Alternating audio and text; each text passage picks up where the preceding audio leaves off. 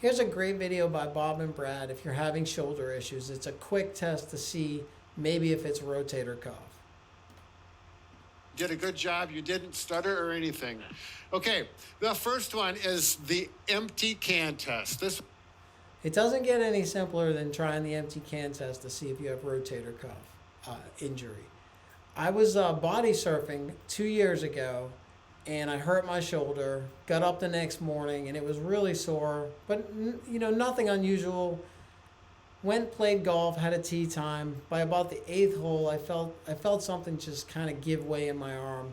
I actually came to this video to rule out rotator cuff. In my case, it ended up being a bicep tendon tear. This one's been around forever in the therapy world, and there's actually little controversy on how to do it, but we'll go through it for you.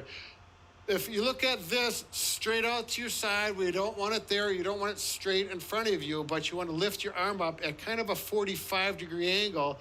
And you can see Bob has his thumb down, and that's where it got the empty can name from. It's like if you have a can, in Wisconsin, it'd be a can of beer. You tip it like this, and it would empty out. That's why it's called the empty can test.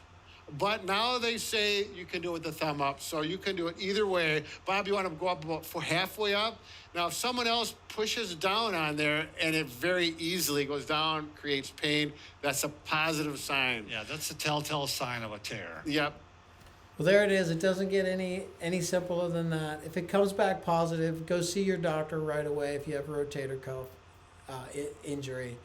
Like and subscribe to our channel if you like this video.